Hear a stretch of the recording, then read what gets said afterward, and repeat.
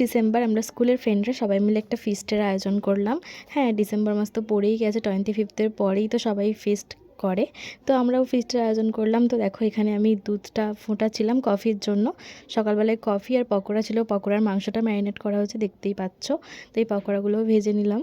তো সকালবেলা এটা দিয়ে শুরু হয়েছিল আমাদের ফিস্টের মেনিউ। তো এখানে কফি আর পকোড়া দুটোর কম্বিনেশন কিন্তু খুবই সুন্দর আর খুব ভালোও লাগছিলো সকাল সকাল। আর সেদিন অনেকটাই ঠান্ডা ছিল। তো তারপরেই মুড়ির ব্যবস্থা করা হয়েছিল, মুড়ি মাখা। সেদিন তো ভাবছিলাম যে খুব সকাল সকালে সব কিছু হবে, কিন্তু অ্যাজ ইউজুয়াল এত ঠান্ডা।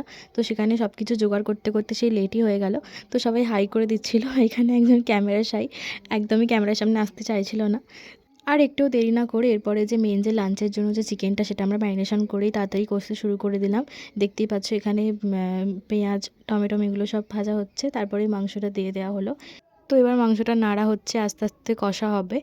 তো এই তো মাংস হয়ে এসেছে। তো একদিকে ফ্রায়েড রাইসটাও করা হয়ে গেল। আজকে আমাদের মেনুতে ছিল ফ্রায়েড রাইস, চিকেন, চাটনি, পাঁপড়, মিষ্টি। তো এদিকে পেঁপে চাটনি করা হচ্ছিল, প্লাস্টিক চাটনি। তো চাটনিটাও হয়েই এসছে দেখতেই পাচ্ছ। তারপরে সব রান্নাবান্না মোটামুটি কমপ্লিট হয়ে গিয়েছিলো। তারপরে আমি একটু ঘুরতে বেরিয়েছিলাম, কারণ লোকেশানটা তো খুবই ভালো ছিল। তোমাদের সাথে লোকেশানটা তো শেয়ার করাই হয়নি। তো দেখো লোকেশানটা কতটা সুন্দর।